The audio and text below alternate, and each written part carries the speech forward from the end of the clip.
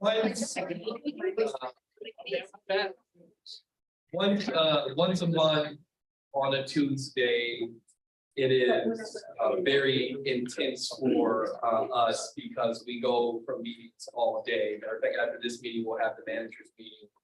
And so I apologize for being late.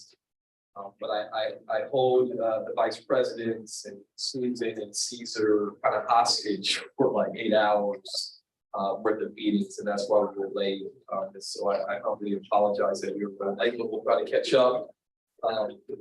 We have a number of guests because we are City College and there are amazing things going on at City College. Matter of fact, I want to acknowledge our Academic Senate President, Dr. Maria Jose Zeldo Perez, who I believe was elected as a representative for the region of the Academic Senate. You want to maybe explain to the group your acknowledgement and your appointment to a new position? Oh my goodness.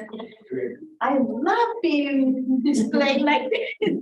No, thank you. No, we had the academic, Academic Senate of California Community Colleges plenary. That's where we vote on resolutions of issues that impact faculty at the state level. And there is an executive team, and then they have 4 areas for all the community colleges in California. So we are area D, consider area D. So they nominated me and elected me as the area D representative at the Academic Senate of California Community Colleges. It's a term of 2 years. Congratulations. Thank you. Okay.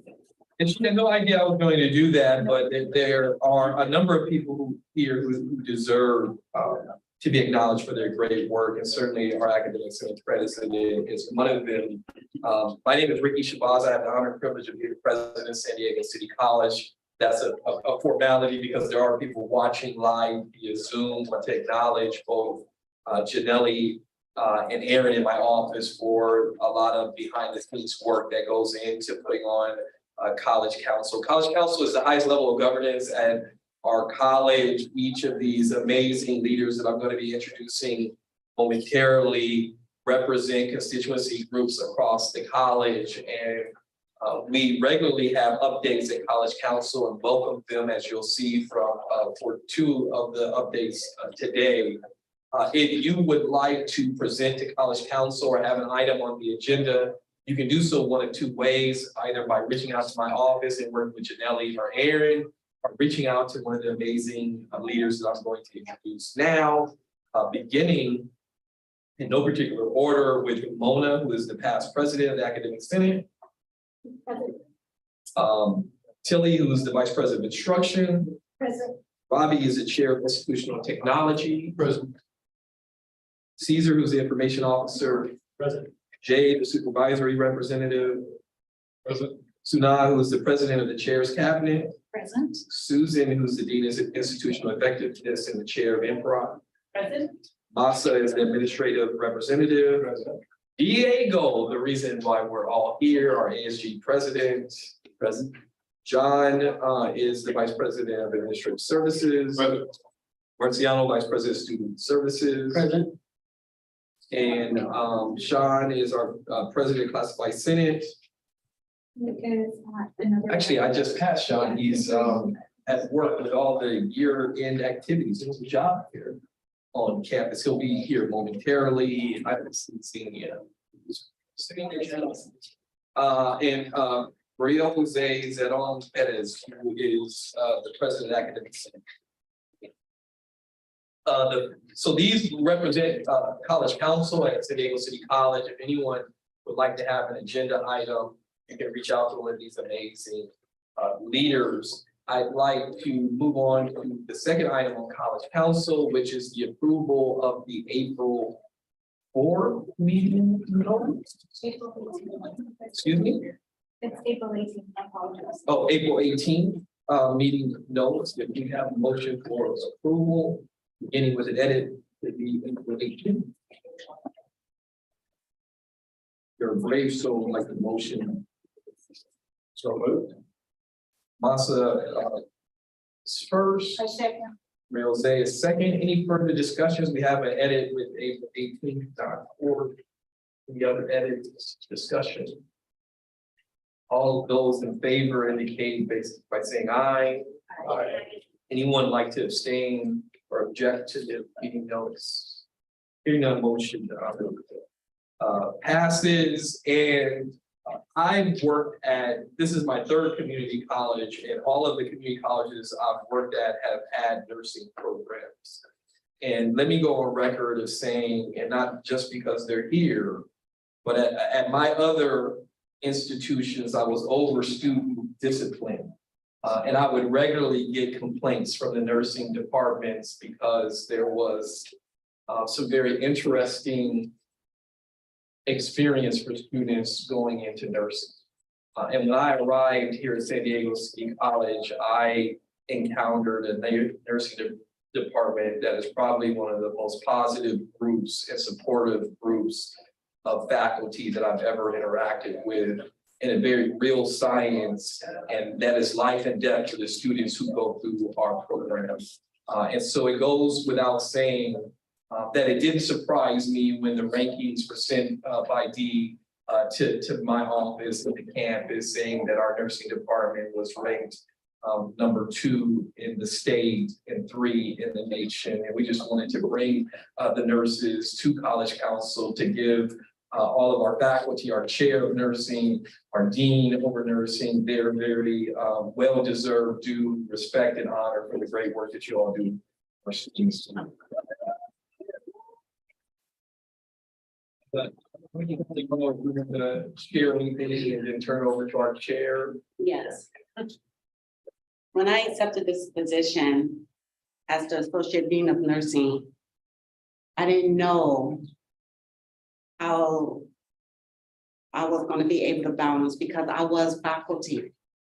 But just working with everyone in the nursing department has made me fall in love with my job. I love my job, but now I'm in love with my job, because if it wasn't for my esteemed team and staff, I don't know how we would have made it this far. So I appreciate everyone in the nursing department, and I am honored to lead this department.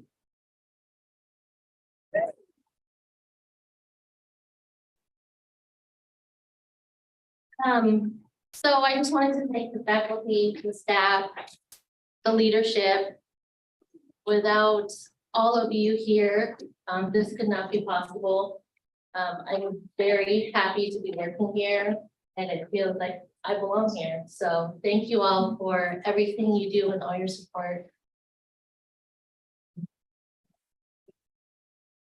Anything else from our colleagues that you all like to share? I mean, it's not easy to get 100% of the students to pass a very tough test, and the placements and all of the categories that go into these rankings. And there are a lot of nursing programs, both in the state and in the country. I mean, you all are superstars, and you all knew that already, but anything else?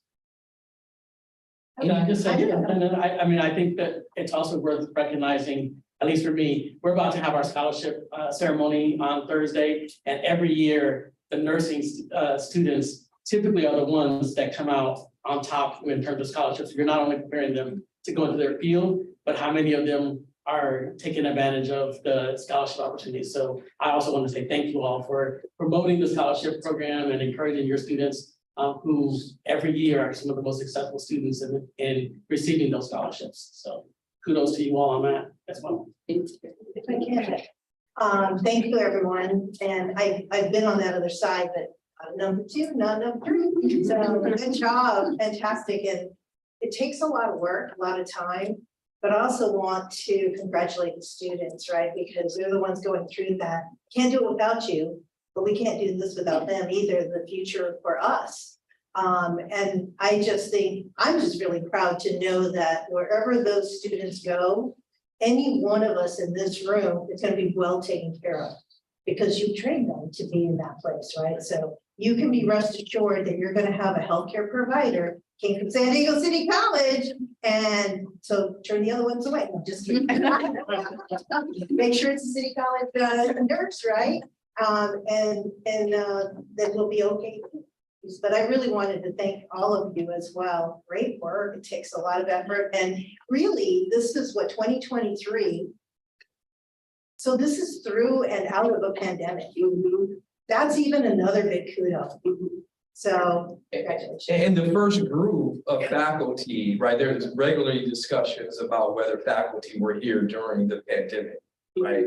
You all were the first ones to go into the cafeteria and say, look, let's Yes. pilot what this looks like. We work in the healthcare industry, and we learned a lot from you all being the first ones on campus and how we could bring other people back to campus. And so, I mean, the accolades just go on and on in terms of what you all do, not only for our students and our community. I mean, the community of work that you all tried to get us a booth at the fair, but they were also, I mean, just the things that you all have done over the years have, we see you, we appreciate you. We probably don't tell you that as often as we should. So we wanted to use this as an opportunity to do that.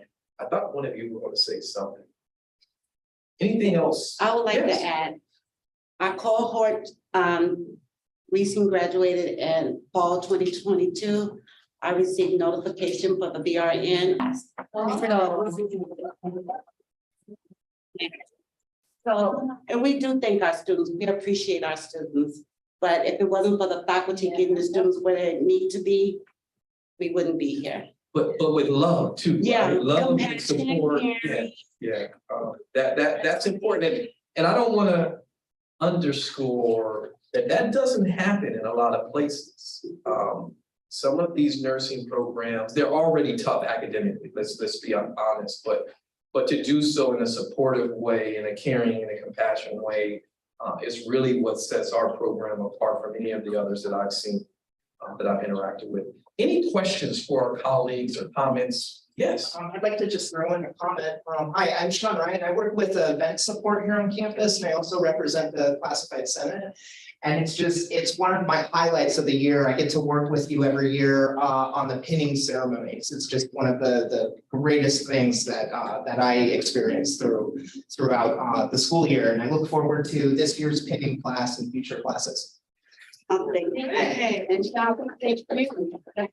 While they're being on that penny. And I know that Dee is alum of City College, which makes for a great story that she now is one of the leaders, the dean over there. Any others that are? Erlen. So the two leaders in the department are also products of San Diego City College, which says a lot about the history. And if you haven't been over there, they've got this amazing wall that you walk down and you get to see the colors of the uniforms and the evolution of nursing from the hats to the skirts to kind of what we see now. And it just says a lot about the legacy and the history of this college and in this field. So again, thank you all for everything that you do for our students in our community. And I absolutely, when I go to the doctor, inquire about whether or not somebody went to San Diego College. Anything else? Well, again, thank you all. We appreciate everything you do. Congratulations. Well done.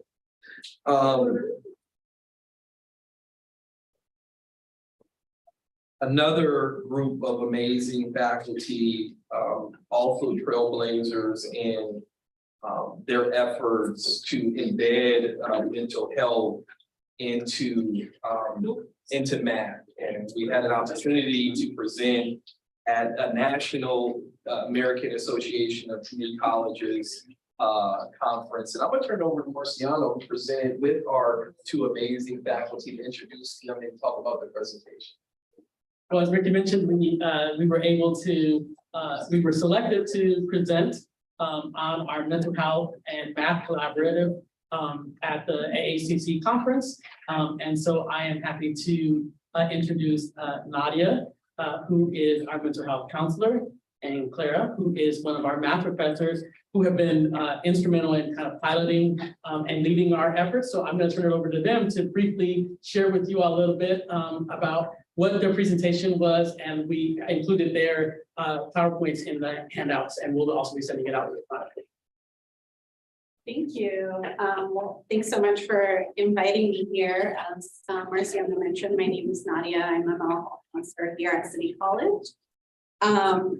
We have a collaboration with the math department. We've had this partnership more formally since we went remote 2020. And we were looking at how can we support the mental health and wellness needs of our students and embed that in math. We all know math is a tough subject. And when you've got added layers of life and pandemic and everything else, it can add more stress to that. So this partnership was born at that time more formally, and we've been working with our institutional research office to pull data on this collaboration. It's been ongoing since then. We have shared in our presentation at the national conference, and that's also included in this packet, data from 2022. So last year, and we have a variety of pockets of data. So we have data from pre-post surveys that come from a 5-point Likert scale that our participating students complete. Again, that's pre and post. We also have academic data, academic outcomes. We have like more narrative student feedback. So we're getting a well-rounded picture here. Also continuous conversations with our math department and those professors that work directly with the students and engage in this process as well. So we get a lot of input from a variety of spaces in different ways. And so we had the opportunity, as they were mentioning, to really share the highlights of this amazing collaboration. And if you take a look at our survey results, again, those are the pre and posts.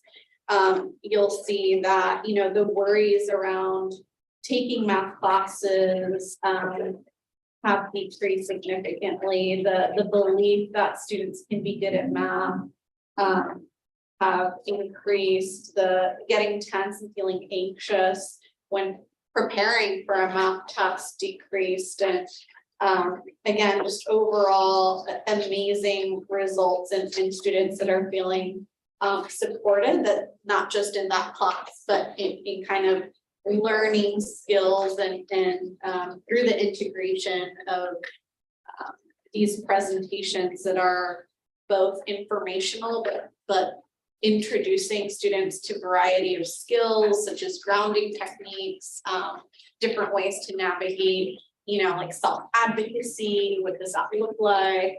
So there's an education practical component, and the results are showing really great outcomes.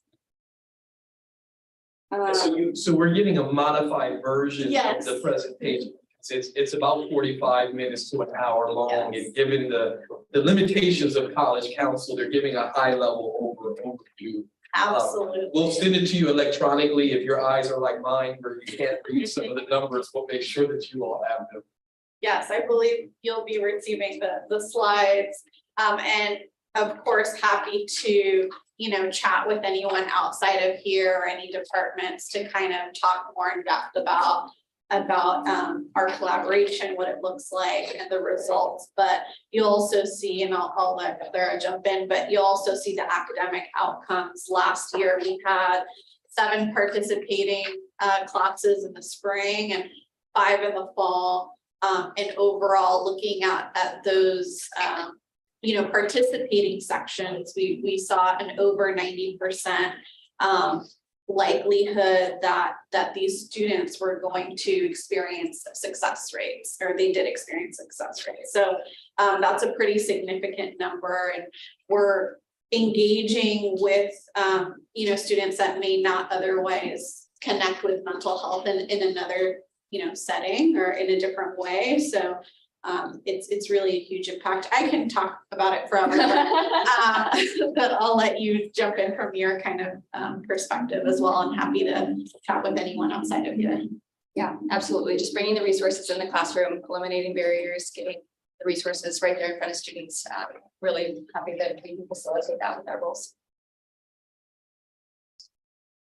So I guess what I will share with you is, it was standing room only at the conference, Clara and Nadia did a fantastic job. We had a lot of folks asking really great questions, that in particular the faculty that attended the sessions were really trying to figure out how math faculty engage with mental health, like how did they give, how much time were they willing to give up, how do they do this? And I think this just speaks volume to the commitment that we had about, like, these are our students. You know, when Ricky earlier just talked about our nursing department showing love to our students, I think the same thing we can say with math and mental health, that there is this collaboration that's happening that's really normalizing for students the idea of being able to get help, that math can be for everyone. And in particular, if you look at who those groups, those disproportionately impacted groups, are Black and brown students who typically will come away from those classes thinking that math is not for them. I think if you look at the data, you'll see, as you mentioned, 90% success rate for students that were involved in that.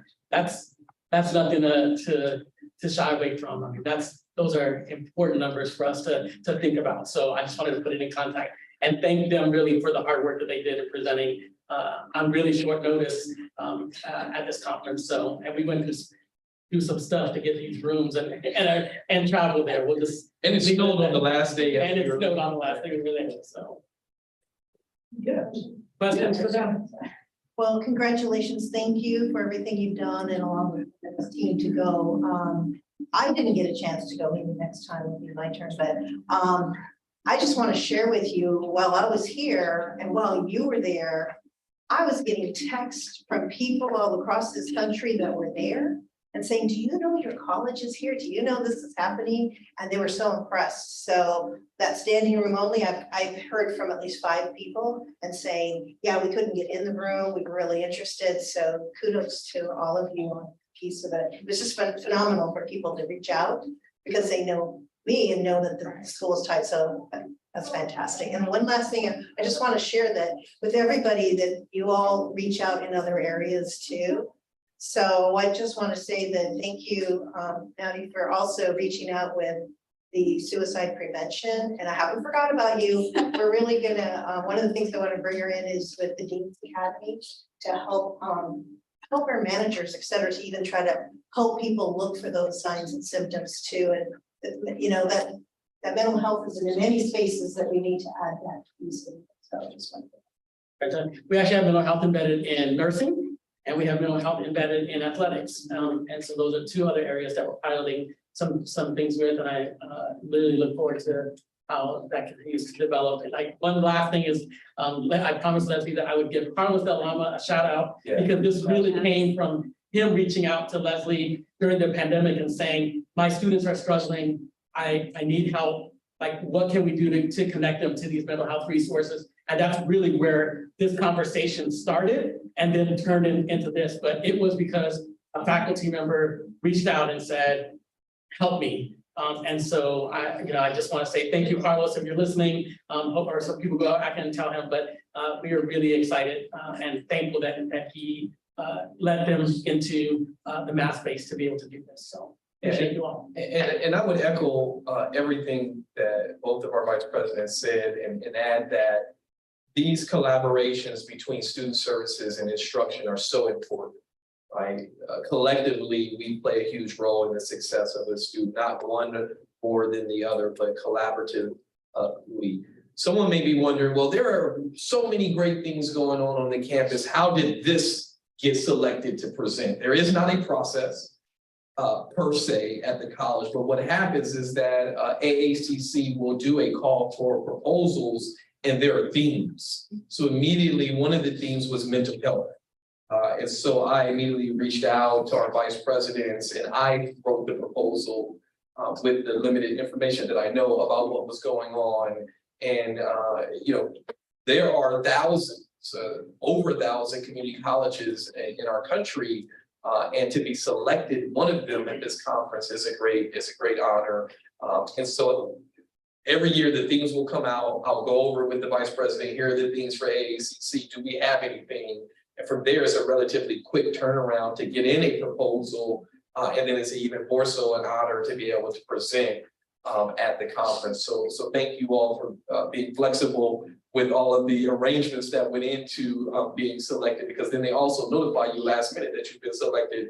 And then if you don't get into the hotel very quickly, it could be a challenge. And also want to thank John for finding the resources to be able to accommodate our faculty for being able to attend. So we typically will present at every AACC as those themes come out. We work with the vice presidents to identify something that is cutting edge that we're doing. This is one of many things that we're doing. So thank you all again. Any other questions?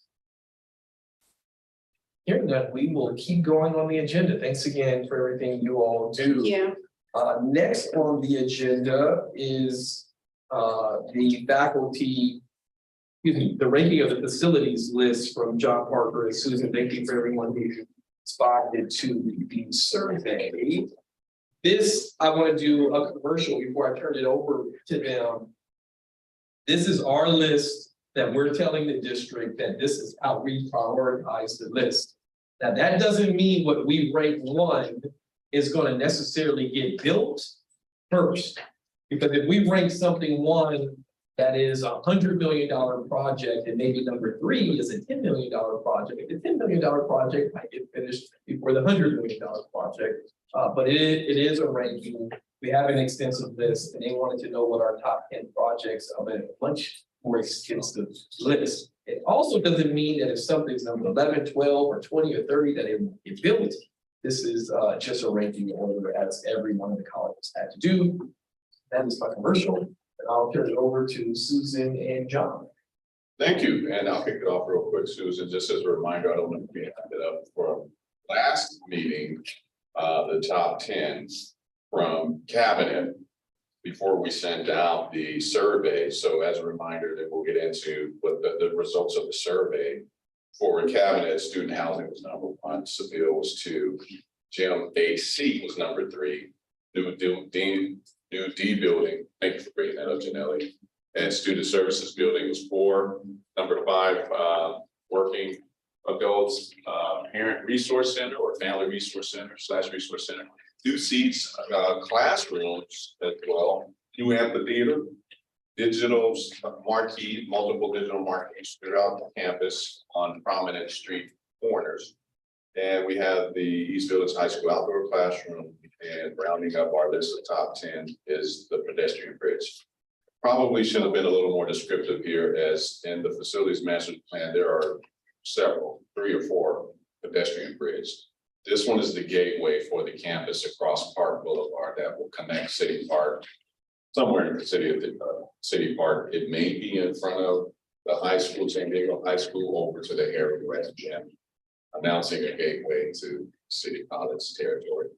So I mentioned that because on our list, which Susan's going to review in a second, there was the D Street pedestrian bridge, which is on, or C Street, sorry, which is on there. And there are 2 C Street pedestrian bridges that will connect the campus to make it more walkable. And with that, we can discuss the result of the survey. So I'm trying to interpret this report. Part is not very easy to read. So lots of overlap, slightly different order. But the top part of this group is in order. The last few items are so close together that they're essentially ranked the same in this vote. But the survey results were the Seville Theater replacement number 1, gym renovation and air conditioning number 2, student housing 3, D building replacement number 4. So that all overlaps. Then the Heath building, the student parent resource center, then physical education renovation, which I am not sure who's on that list. Then of the pedestrian bridges, the C Street bridge connecting BT and AH and MS came out on top, but that may There were multiple Yeah. pedestrian bridges and that may have created some confusion.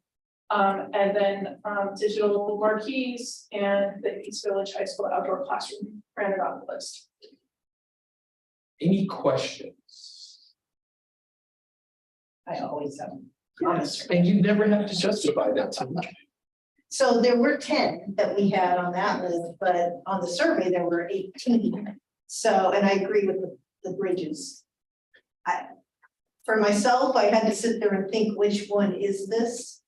In which order do I put it in? Like, I had to visualize, am I going from this building to this building, and what does the crosswalk look Yeah, like? and I tried to identify the buildings, but then some of that may have got Yeah. allocated in the district. I just share that because that could be a little confusing if people didn't pay attention and just said, oh, bridge, sure.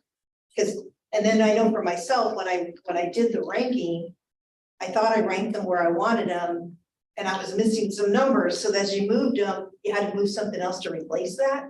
That's just how the survey went, so those are just my comments on the survey itself. And my comments, if I can add to that on the surveys, so we took several dozen projects and we narrowed it down to top 18, Yeah. 20, and then it went to 18 because we didn't want it to be so confusing and have information overload, which would be getting more questions. So we just took the top 18. We had to rank the top 10 out of those 18. We have the same 10. They're not necessarily in the same order, but the first 6 are very close. There's just 2 out of the first 6 that aren't in the same order. So at least there's some consistency with the 2 surveys with the projects that were proposed to the district. Okay. So good job, and thank you, Susan, for putting that together expeditious. Any other questions or comments? Yes, Jay. So what's the final like tally and surveys on how does the final decision made? Is it a? Good question. So I mean, this is a recommendation of this body, so I will take it, and as John said, it's not so different that I wouldn't go with what the committee is recommending. I'm fairly confident that all 10, I would like to make a modification or a recommendation. If it is the pleasure of the group, given what Tilly outlined about the bridges, I would suggest that we just put pedestrian bridges in general as in the number there and say that all of them are equally important, if that is the pleasure of the group. Is anyone in opposition to that? So what will happen is, and we received an email last week, as a matter of fact, because the district is waiting on this. The next step is we will submit the list. I'll ask Susan to email everyone the order in which she just described. I will take that, or really I'll ask John to take that and respond to the district person who is waiting on it. From there, the district will start laying out our bond strategies to promote these projects when we go out for a bond. That here are city's top 10, here's Mesa. So all the colleges were requested to come up with their top 10. And so we've done that as a group.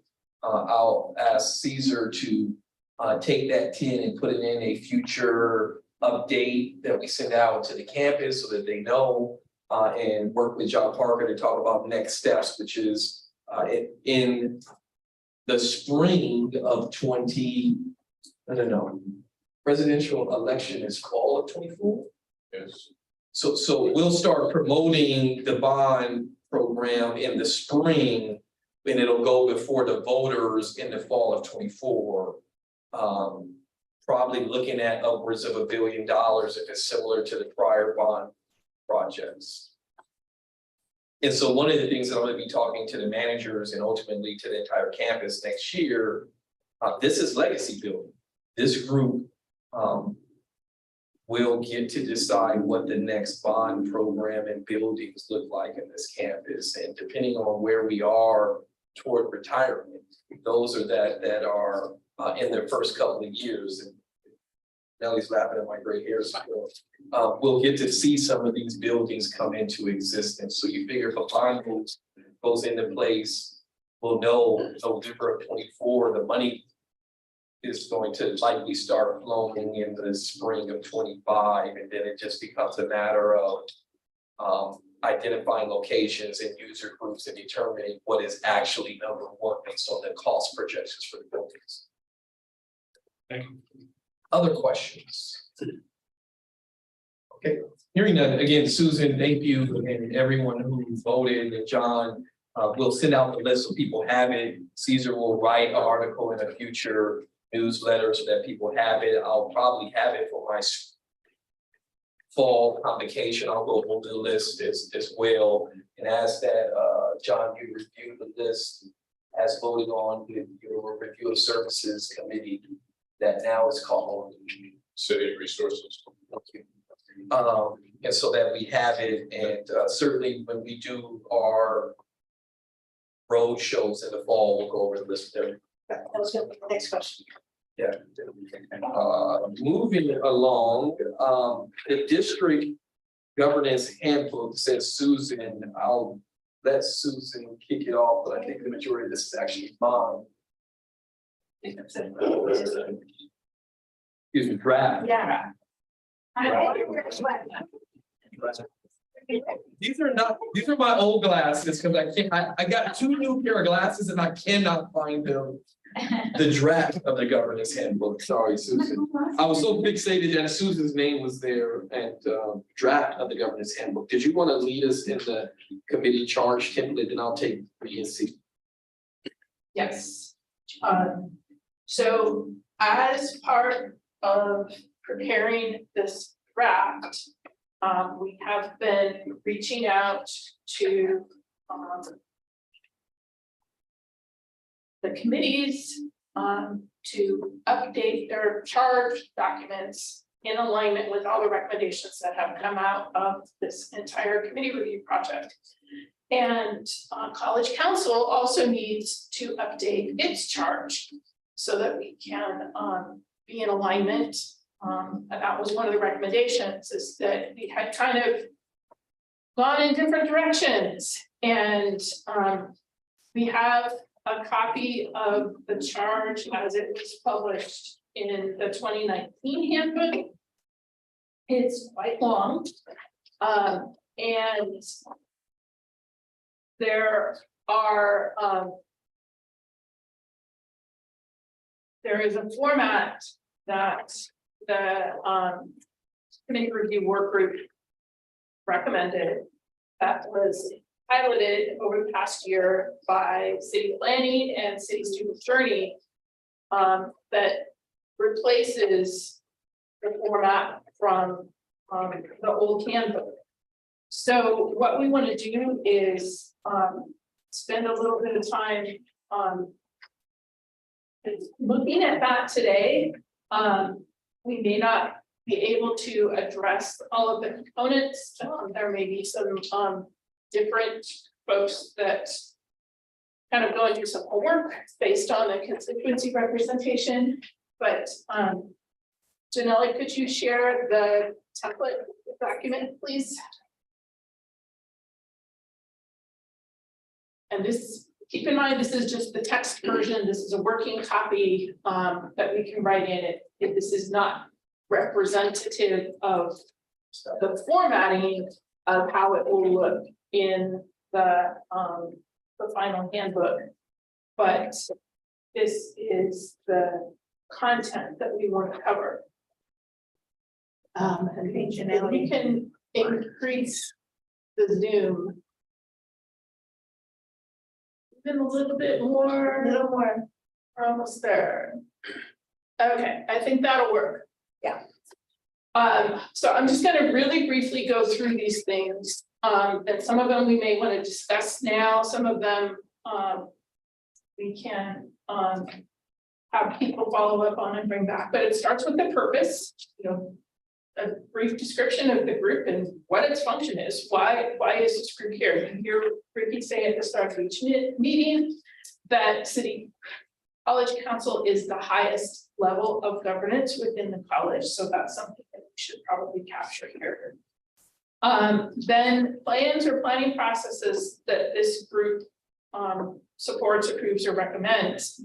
As the highest level of governance, this is the final stop for everything that comes out of the entire rest of the committee structure.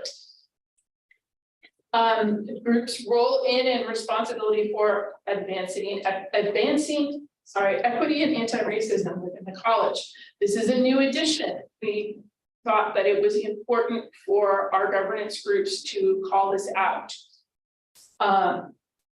The next three are also new additions, the accreditation standards related to the group's work, the faculty 10+1 responsibilities, and the strategic priorities. So those points serve to connect the work of college council to those sort of reference documents within the institution so that we understand where things interface with other processes and systems that we have. Then the last piece of that section is identifying any committees or work groups that report here. And as you know, as we said, I know Caesar updated our hub diagram, but I neglected to get that to Janelle, and I apologize. But all of those groups, city planning, student journeys, resources, professional development, and then the constituency groups all report here. Then the next section, we list our voting membership and any non-voting members. And then in our case, our chair is our college president. So some of these things, I think, you know, maybe we could work on outside of the meeting. For example, the academic senate leaders that are here could bring back where they see this group overlapping with the faculty 10+1 responsibilities. I can certainly identify some of the accreditation standards that overlap with our work. So we can have some discussion here, and then if there are a couple of volunteers that want to help me kind of pull the document into shape, then we can circulate that for approval, and then that kind of segues into the next part of the agenda, which is the timeline for actually bringing the updated handbook with college council's charge, plus all of the other major council charges here to start the review and approval process. So is there anyone who would like to work with Susan on this? Be brave soul. And if not, I know it's toward the end of the year. If there isn't anyone, if there is someone, please identify yourself, reach out to Susan. Yes, the charge for this committee. And if so, it would be great. She would welcome it. If not, then we're saying we're okay with Susan bringing back a draft on the 16th to be edited, updated there. And Ray Jose, you're twitching a little bit, so you know, in meetings, if you twitch, that means you're.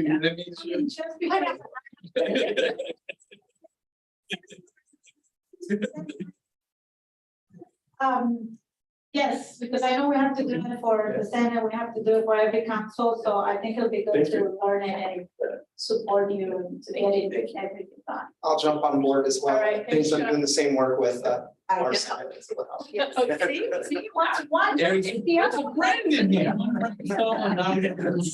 My question was actually going to be like, what's easiest for you? Is it easiest to have a smaller group, a bigger group? Is it easiest for you to do? Well, I mean, I think we're all kind of bringing different perspectives to Okay. this, so I will share the document. We And can we can- each take a section and put some things in, and then maybe meet and smooth it out. Okay. And then this can be used kind of a model, so we can share with all the other councils to kind of.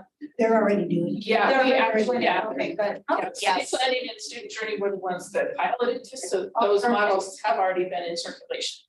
Okay, good. And so we're playing catch up. So thank you to the volunteers and as well as those who have already done it. Because in the transition in my office, this got pushed out a little bit longer than we expected. And the goal is to, and really the expectation is to have the first read of this by the 16th. and the final review on the 30th. Let me say that I will not be here on the 30th. I've asked Marciano to run the meeting. The board, given the email that went out to the district, certainly we wish Carlos and his family very well. The board has called an emergency retreat with the presidents and chancellor's cabinet. So I will not be here on the 30th. Marciano will lead the meeting. I will be here on the 16th to go through the first draft. So we'll have a first review on the 16th and a final review on the 30th. Now, like we did with all of our other documents, the final review and the first review will not go over the visuals, it'll go over the text. Caesar will get it as close as possible with the visuals, but we're gonna grant him and his team freedom to do the electronic document. The beauty of that is that if we see it and we don't like it that much, that piece is relatively easy to change. The text is what is important for us to review in preparation to an accreditation visit and our ICER being completed in this being a document and ultimately a deliverable and evidence in our ICER. Any questions about that? Yes, Jay. Can we add Spot? I don't see Spot on the membership on the main page. Yeah, this is the old one. You will absolutely be added in the one that Susan and the team brings back on the 16th. Thank you for pointing that out. Could I also ask if we could get an update of the, to come back when we, it just makes it easier. Caesar, maybe you can send it out to, can you just send that out to everyone? Okay, sure. I sent it, I just sent it. Oh, thank you, never mind. Okay, so Janelle, can you send that to everyone? Yes. Thank you. Any other questions about 6? So we will be formally reviewing on the 16th with a final approval on the 30th. Again, I will not be there because I have a board retreat that was called really today. Hearing no questions, we'll move on to the overview of the hiring process document. I'm going to table the discussion on this to the 16th because there was some confusion with the edits. But in the meantime, the campus has been asking for this. People, particularly the classified professionals, and in some cases faculty, want to know how is a position open, what are the forms related to it. I want to thank Sunai and Maria Jose and everyone gave some edits. I believe we agreed that the faculty will have their document, which we'll bring back next week as well. I made some suggestions. We discussed it several weeks ago. I have an executive summary that you all should have a copy of that will go into the document that essentially tries to take and centralize the APs and VPs, but also give you the memos and hiring documents that the vice presidents are going to go over momentarily in one location, so that if somebody said, how do I hire someone? How is someone hired? Why is the process for faculty different than the process for classified? That we begin to explain high level 50% law and things of that nature that make the process different. So please review the documents. We will bring them back on the 16th. Where I'll go more into detail. Bring your edits or your questions then. It's a living document. It is important that we view this document not from a single lens, meaning if you're a faculty, it's easy to view it just from faculty. If you're classified, it's easy to view it. This is trying to capture hiring broadly. And you're going to see an example of this momentarily about how the vice presidents take from all the existing processes to come up with their top positions that are either funded a number of different ways. Either the state gives us money, primarily for faculty hires, or there's grants written, or there are categorical programs, but largely our hires are not new positions in the true sense of the word. Most of them are replacement.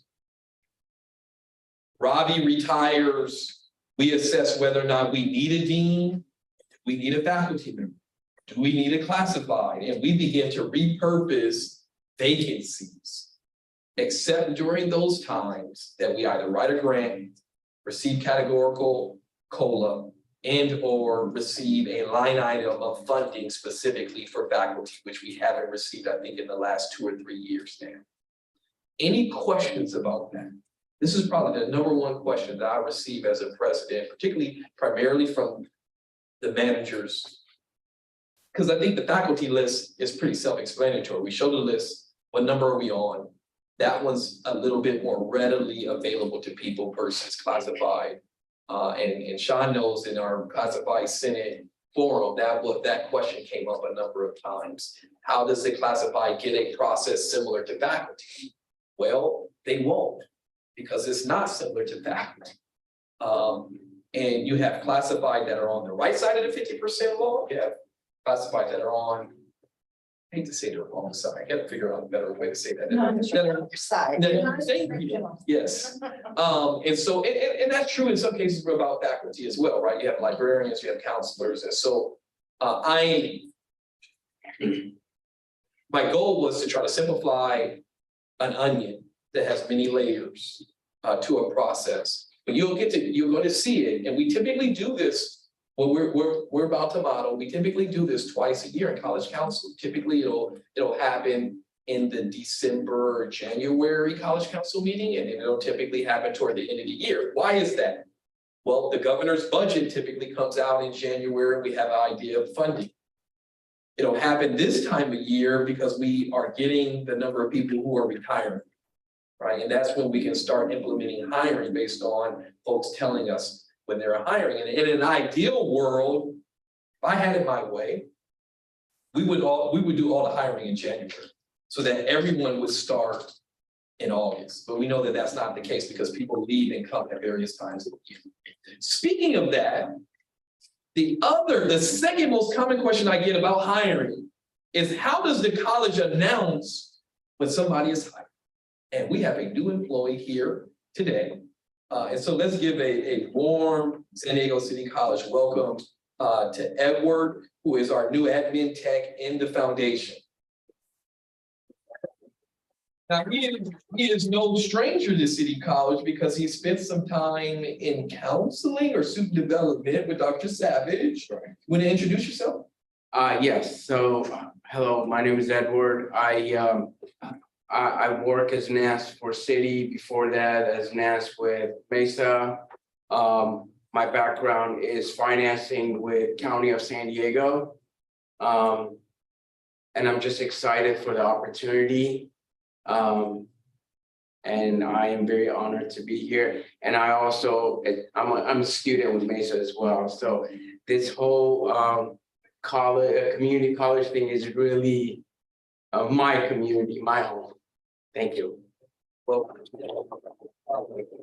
to that point, we normally announce new hires a number of ways. The manager over the hiring typically will send an announcement to the campus. John Parker is our new Vice President of Administrative Services.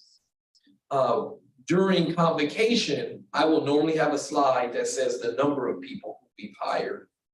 When that number is large, I don't go over all the names. Normally they'll be on the slide. When it's smaller, then you might get a picture and a name. And so that is typically how we do a communication to the campus about when someone is hired. When someone is hired, we work with Robbie and his team, who's over professional development, to send a letter to all the new hires, inviting them to the New Hire Institute, which is a year-long professional development for all new hires, and is a intersection between classified, all the employee groups on campus. They go through it the entire year. I believe Suna and her team very often will have a mentor program for faculty. I believe there's one in development or has been one for classified. Are there discussions about that? We're going to add something new that I just brainstormed with Sean in the Classified Senate when we met yesterday. and then Robbie, you haven't heard this yet, unless Sean told you. And that is, and I'll offer the same thing to you, Maria Jose. We brainstormed with Sean on how to get more people involved in the classified senate, that we now want to start sending a letter from Sean to all the new classified professionals who are hired, where Sean can introduce himself and introduce all our new classified to the classified senate, encourage them to get involved, or talk about ways they can get involved in the classified senate. I would love to do the same thing from the academic senate president. She does, right? I sent it to her. She gets them. But do you, I'm talking about snail mail to their home. Oh, no, I haven't done that. Yeah, I haven't done that. And I'm into mailing stuff to people's homes now, because too many people are saying, I didn't get the email, I didn't read the email. So some of these things we do to their homes. And so if that's something you would like to do, please just get us a letter to Robbie and or Caesar. And when Robbie and his team sends the letter out from the president, we can send your letter, and Sean, we can send your letter. And I think it would be nice if some new faculty member gets a letter from the academic senate president, welcome them to campus, and inviting them to the academic senate. And Jason. And we can do the same for you, Jay. Hadn't gotten to you in our next meeting, but we can do the same for SPA. All new employees get a letter from me, courtesy of Robbie and Caesar, and I think it would be good to have them get a letter from their respective employee groups, introducing them to what you all do at the campus. Any questions about hiring, the hiring process? Does that mean somebody gets hired like tomorrow? They would get a letter, they would, you know that, say they would get a letter from me, but we're going to pilot this with Classified Appreciation Week. Sean's going to draft a letter that we will mail and email, Caesar, to all of the homes, John Parker, to make sure that folks get information about classified appreciation. We just decided this yesterday. One of the other things that I emailed Maria Jose, and she seems to think it's a good idea, just trying to close the communication gaps, is once a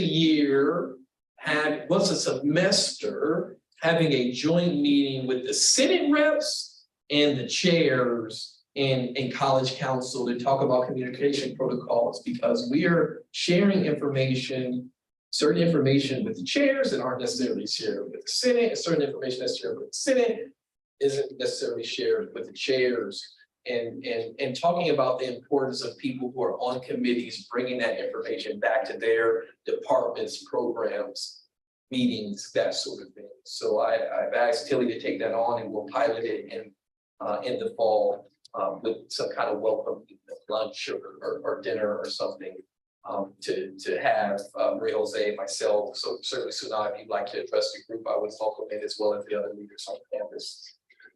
Any questions about that? Hearing none, I will turn it over to the vice president to go over their hiring priorities and the packets, the memos, which is what comes to this group and the other groups.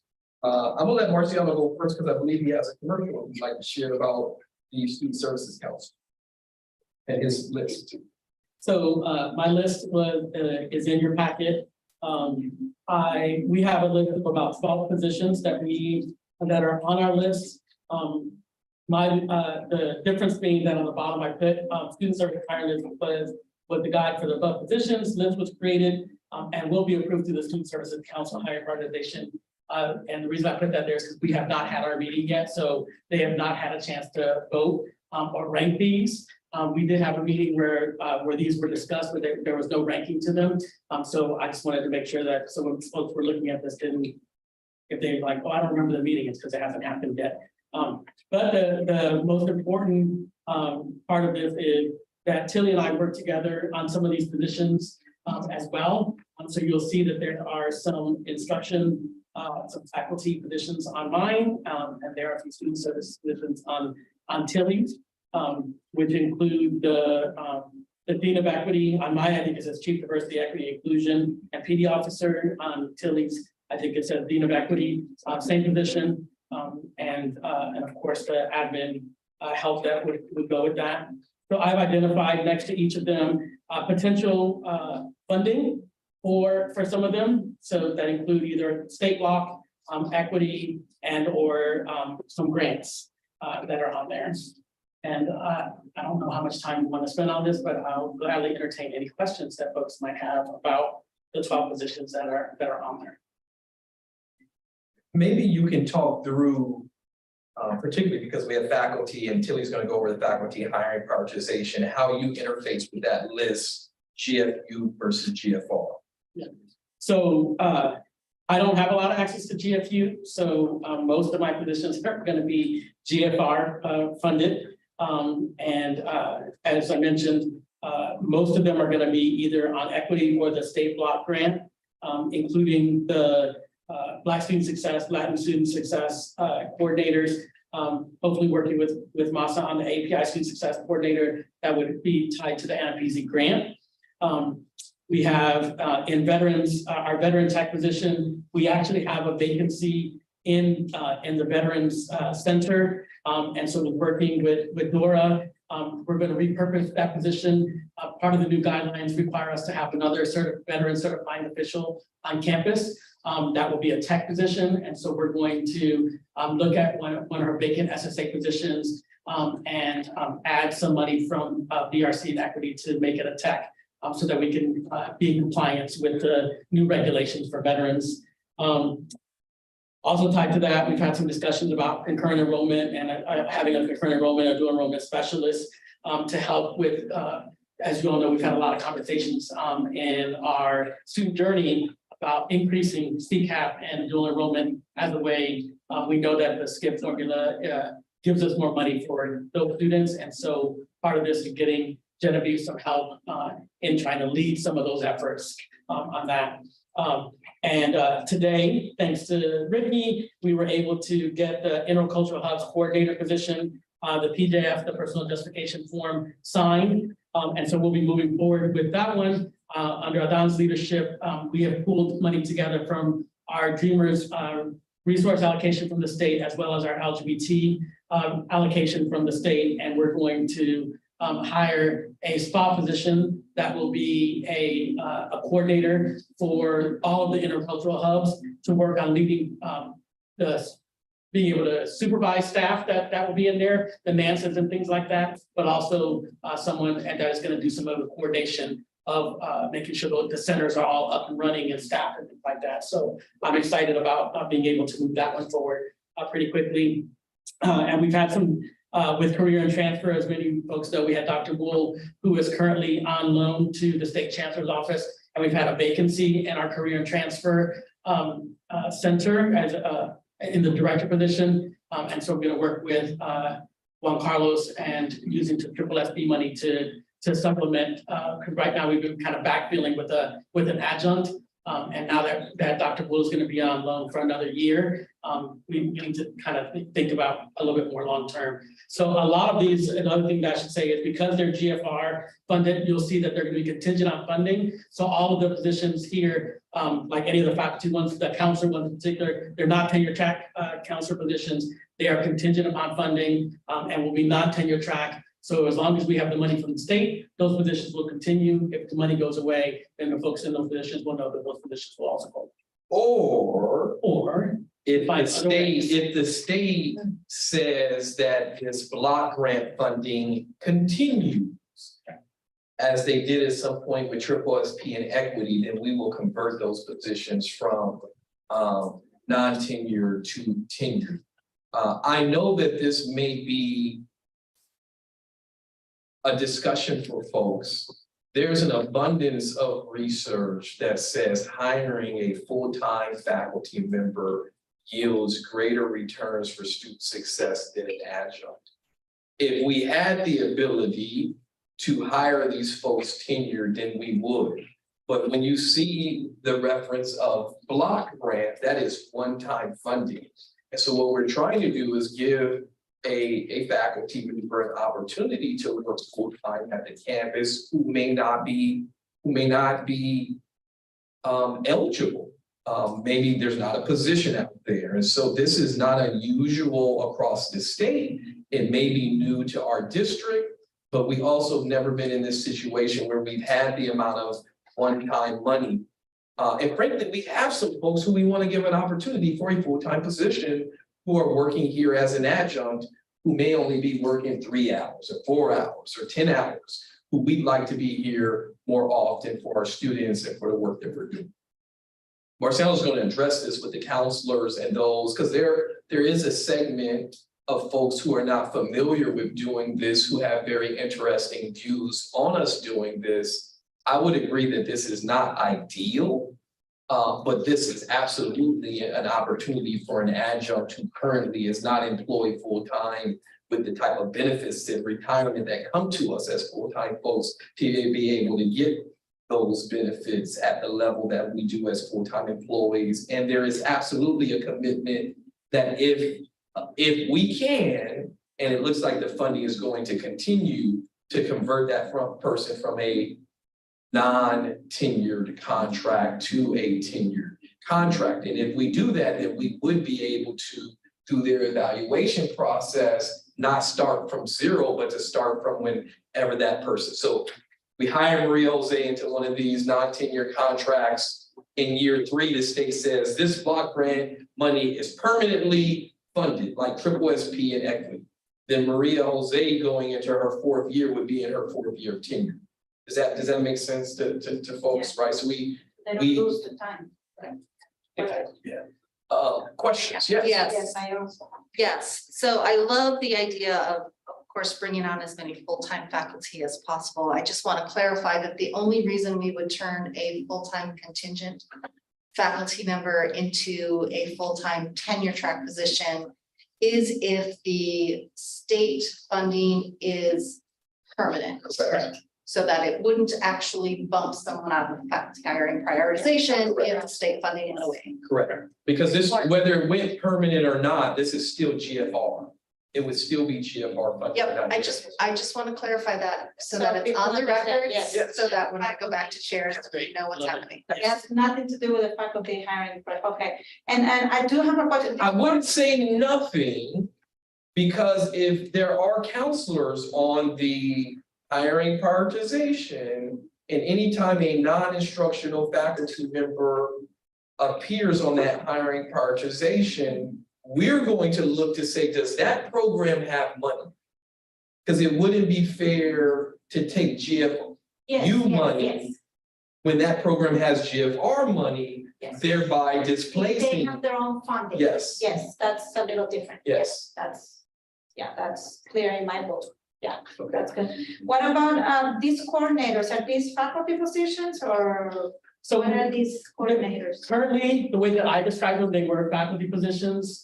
We had an interesting discussion at, when we started an interesting discussion today at exec. I think there's more discussion to come. There's been some questions about whether those could be spot positions versus faculty positions. Yeah. In terms of being able to get time, having someone 40 hours a week versus a faculty member that I would not have, a particular counselor for 30 hours. But I think that we still haven't settled where it's gonna be. But number 10 is a Spot in And the it's spot listed position, there, that would be a supervisor position. So yeah, I would love to learn just what determines, what's best. Is it SPA, is it faculty, what's the difference? Because, according to what we know faculty, how do we determine the roles? If faculty are not supposed to coordinate or supervise people, colleagues, and also. Yeah, that's why number 10 for sure was a spot, because they're gonna be supervising all of the folks that are in those centers. And needing to be there, and the centers are gonna be open when it's like full time, and so we want to make sure that we had someone that could be there full time. Which is why that didn't land on faculty. And I appreciate the question, Maria Jose, because it gets a little tricky with the use of the term coordinate, Yes. right? Because there are faculty who, everybody coordinates, right? But specifically, there are faculty who have the designation coordinator, and even those who have the designation director. And then there are managers who have the designation director. And then there are classified professionals in SPA members who have the designation coordinator. So to ultimately answer your question, we get to decide based on conversations with the people in that department, making a recommendation on what they believe they need. I.e. the hiring manager. I guess that's what's interesting, coming from a communication perspective, that the word is used in so many different ways and different job responsibilities, so that can create a lot of confusion too, because so what is a coordinator and what is the job responsibility, what's the role? And that creates, you know, it depends if it's a faculty or if it's a spot, the role is probably gonna be a little bit different in what we can and cannot do. Correct.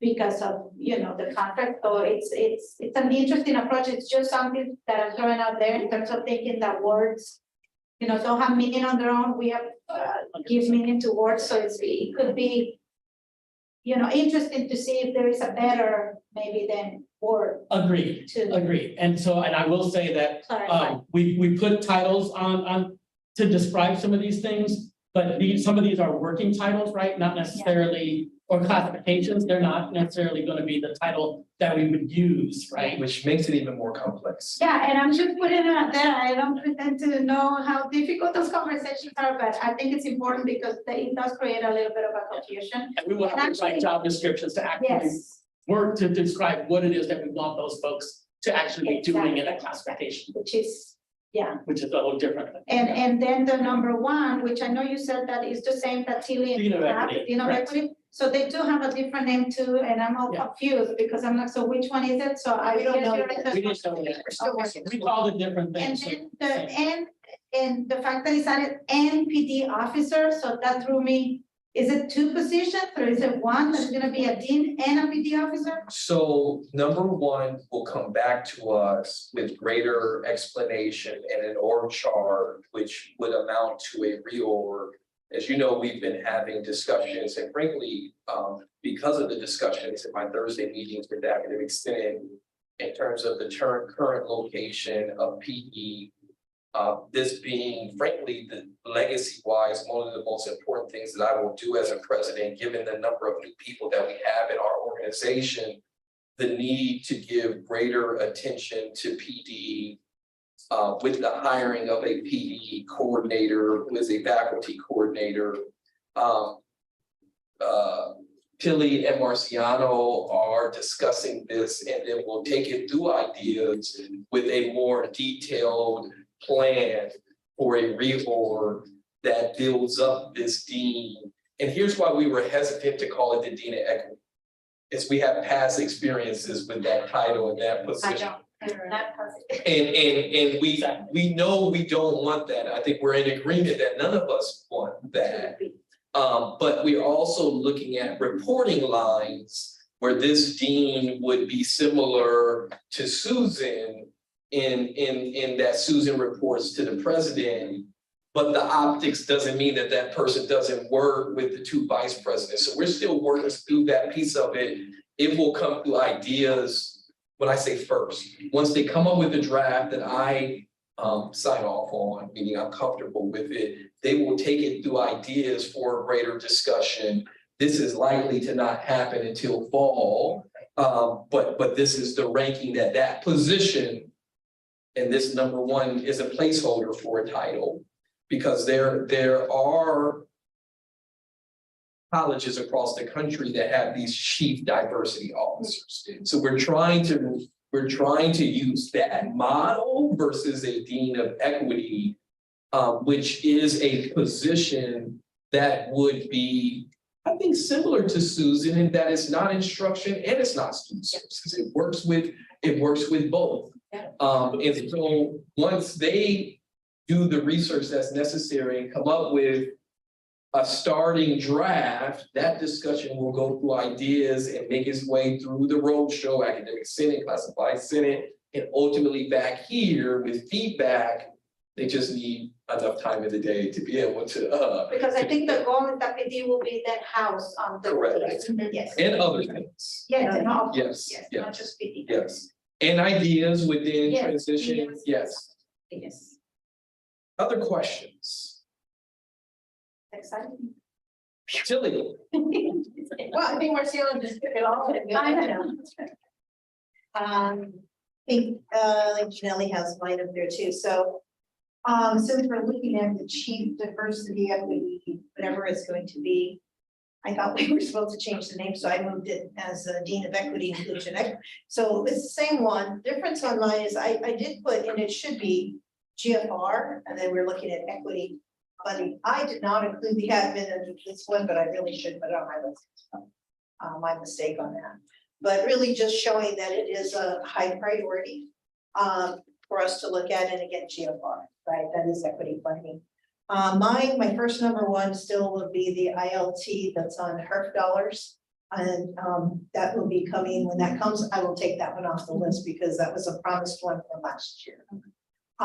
Number three is, this is probably one that I did talk about at the last instructional cabinet meeting, was I can't get both librarians in there, but I did promise to put the librarians top of the list to see if we could get one in there, because this is a non-instructional position, so even though we know they do some instruction as well, but I did promise the group that it was going to be in my number two, sorry, went to number three because of the Dean of Equity put it in there, but that one is GFR, good. Then I just listed some ILTs. I do have to go back and try to get ranking again because these tend to keep moving back and forth. I just wanted to be known out there that these ILTs that have been on here for quite a while, they do affect instruction, they affect enrollment. I'll just give an example, and every one of them have this, and Masa can say the same thing because there's the anthropology one that's there. There's all those similar. I had a conversation the other day. The VPSs and the VPIs had a meeting, and we were talking enrollment management briefly, like in everything we do. But we were talking about microbiology because this has come up here before as well. And we cannot offer microbiology at the school. We don't have enough ILTs to help our students with that. So we are sending our students to Mesa and Mirabai. That may be a hardship for a lot of people, but that's where we are. We just don't have the funding for an ILT, but that is the same thing for the art one, the anthropology, the same thing for the astrobiology and child development. We're looking at a different piece. So I'm waiting, Mouse and I are trying to work on something to find that funding there. But those cannot be funded on block grants funding at all. We have tried, we've worked with John, I've worked with the deans, and we can't find any allowance on it at all. So I simply put that has to come from Jim. Skipping down, looking at number 9 through 12 are my positions, our positions in instruction that are kind of in every position kind of thing.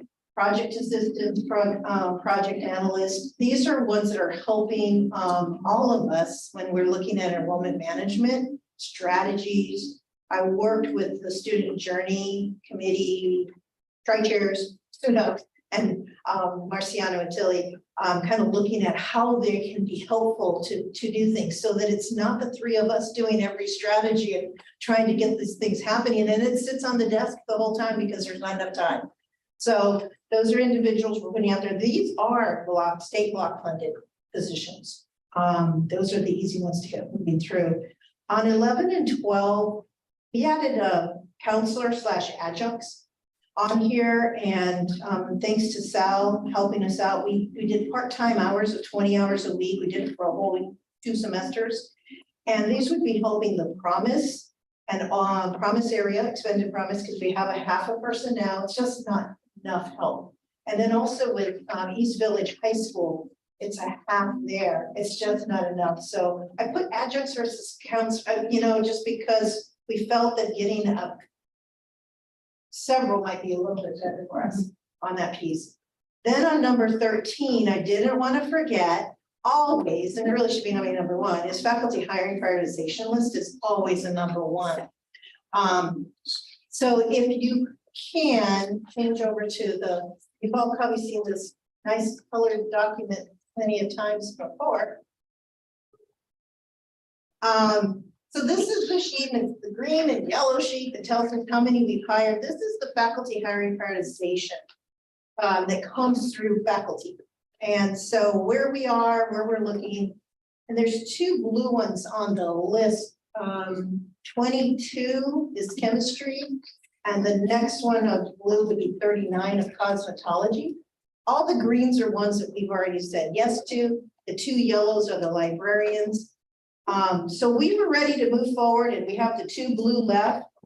Number 19 is mathematics, and just the other day, I received an email from the mathematics department and their dean that they would like to pull and not move forward on that position.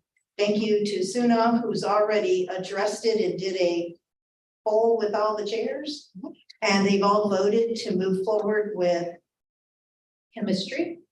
And then the next one would be Cosmo. So I support that, and I know I already spoke with the exec team, and that's supported. So I will be asking Dean Lopez to get a PJF for chemistry. We're gonna move forward on that. And somehow I'm gonna have to put some kind of. So we followed the recommendation. We followed the recommendation. Just wanted that for the record. But while I'm here with the faculty hiring prioritization, I would like to ask Suna if there's an update on this form or anything that you want. Is there anything we can say about it right now or not yet? Not yet, Okay. perhaps at the very last meeting of the month, because we're talking to Okay, deans tomorrow, chairs, research, and then I'll be able to come back. and my point for that is if you look at the top, it says it's good through till fall of 2023. Which means we're still in compliance. Yep, there's some changes coming up, but I need to work them through all the people first. So that was all I had on. For the Those record, questions. do you want to say the number of faculty you hired? Yeah, so I'm looking at my sheet. John, help me out. We have 20, I have on my documents, and I moved them. I have 23 faculty since 2021. And that were from retired or promotions. And then 4 that were brand new positions we did receive from the state in 2021. So we hired ours from the state. Yeah, we hired our 4, that we received 4 positions in 2021. And then we have 18 that are in recruitment right now, gives us a total of 30 feet. And we just had one yesterday, Yeah, that would who be, I am, yes. who I am super excited about. I'm excited about hiring all faculty, we can classify and everything. But anytime we get to hire someone who was an alumni of our college, I get super excited about this person. And I don't want to lose the person, so I actually sent them an email and said, because it's taking a little long HR to reach out to people. So I did something I don't normally do, and say, hold on for us, it's coming, but it's gonna take a little longer. Any questions for Tilly? I did have one question about the bio ILTs. This is in addition to the ILTs that are already working, yes? Are 1.5, yes. And so it says bio, maybe the form you saw before said micro ? I went back and the dean reassured me by having the bio will fulfill the micro. So I was like, okay. So because I didn't know if it should be a micro bio ILT. She said it will, the position, the way I have it laid out, it will cover and help them. Thank you. But they only have 1.5. Any other questions? And so as you read through the campus hiring prioritization list or process and hiring process, understand that it encompasses all hiring. And the vast majority of the hiring is done on vacancies, meaning someone has resigned or moved on from the college, retired. And then in those cases where we write grants or bring in GFR funding, then we get to hire.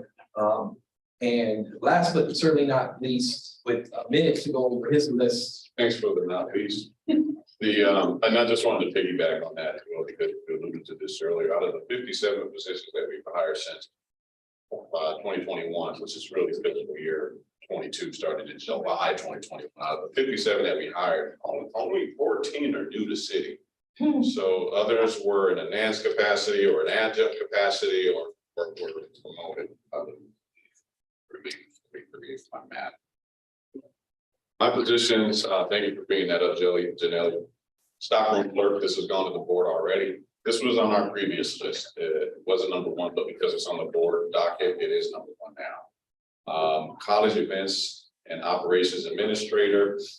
This is actually GFR, I will correct that, rather than GFU, because we're going to be ramping up our civic and have a person at the district now. And we'll have at some point a alcohol license, it'll be soft, it's not spirits, but beer and wine. We will receive a lot more interest for renting our facilities, which takes really at least 2 people when you think about setting up, scheduling, tours. We do the laundry. We have 1 person doing all that right now, and that's Ginger. She's doing all the setup, the tear down, the laundry, the scheduling, the tours, the invoicing, everything. The other 3, item 3 and 4 is the accounting tech and admin tech for business services. And rounding out our list is the lead production services assistant and reprographics and mailroom. We will have a vacancy soon. I don't know that it's public yet, but we will have a vacancy soon. And this again will be for the evening shift as requested some time ago. I don't know if it was college council back in the incident. I believe it was for. Any questions for John? So why do we do this exercise? One, we do this exercise because I expect and require that the vice presidents at any time have their top 5 positions. Because I can receive a notification from the district that they're going to unfreeze positions. I have a preliminary understanding that we are going to end the year in very good position with our reserves, and the district is likely to grant us 3 positions to hire. Those 3 positions, based on the vice president's prioritization list, and this is in no particular order. The 3 will be the clerk position in John's area to help with deliveries and receiving, shipping and receiving. The chemistry ILT that is currently on HERT that needs to move off the soft funds into a permanently funded position that's on the right side of the 50% law. And then a realization that came as a result of a secondary effect of moving the foundation over to his current location or new location in the MS building, not wanting the person who we hired, who I have not had this discussion with yet, to possibly fill a gap in the dean's office who has the largest school on our campus and only has 1 person. And so those would be the 3 positions. It'd be a clerk, the chemistry ILT, and administrative assistant 4 would be our 3 positions. Now that is misleading because I don't want a faculty to walk around and say, well, there are only classified professionals in that group.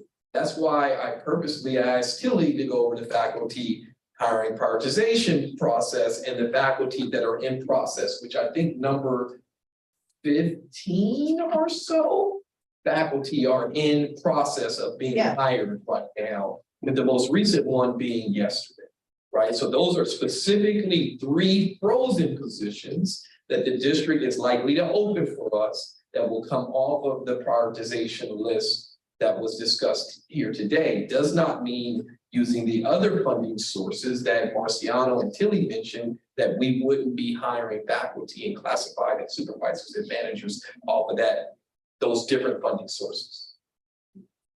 Questions? Yes. Just so regarding like SPLOST classified, what is the process to start the conversation? Yes, thank you, Jay. One, what I'm going to describe high level is outlined in the documents that were attached in the meeting agenda. Specifically speaking, it starts with the program review process and the annual plan. Every manager is supposed to do an annual plan and staffing is a component of that annual plan so that the manager is prioritizing hiring in their program, unit, or area. That then goes to the vice presidents and or the deans, depending if the person's a director or a dean. Then the vice president's list takes the manager's prioritization and prioritizes it further. Then that comes to me. Once we identify funding, which there has to be, then a justification form is done. And then that person is hired. I want to talk to you, and I made this announcement because what Jay hasn't said and neither has John, facilities have been hard hit And on a daily basis, Jay, what would you say, 3, 4, 5, 64 out? And so I am going to propose, if it is an allowable expense, to use block grant money to hire additional facilities people, because what we're seeing is we're having a lot of events again, and that's a great thing. But what people may not know is that when we have an event, Jay has to pull his team off of their normal duties to do setup and takedown. And until we generate enough revenue from facilities rentals outside of our own usage to hire permanent additional facilities people, I'm going to propose to use my block grant, once John determines whether or not it's eligible or not, to hire 2 facilities people on one of these non-permanent contingent upon funding contracts. Because I know your area is getting hit hard, and I've been talking to John about this. And I'll be talking to all the managers momentarily, that those who have money, while it's not ideal, can use soft funds to hire permanent people contingent upon funding. Why have we not done that in the past? Because it can lead to bumping. And that's a discussion that we don't have time to get into today, but we can at another time. Yes. What is soft? I don't know what soft funds. Yeah, so thank you, Jay. Generally speaking, these one-time funds like block grant is soft, meaning it's here today, it's gone tomorrow. It's not permanent funding, so it's soft. We've got more money in our system than ever before, but a lot of it is one time. It may not be here tomorrow. The rest of the items on the agenda are just updates with year-end events. I sent out a communication with more details and dates. Hope you'll join us. Honors celebration and our scholarship banquet going on this week. It is Asia Pacific Islander Heritage Month, Mental Health Awareness Month. I'm forgetting some. They're all in my announcement that I sent from the campus. There are so many wonderful cultural activities going on our campus. Please, if you can, attend one of them. And with that said, I'm going to adjourn the meeting because we have a manager's meeting. Thanks, Lord. Nice to see you all. We'll see.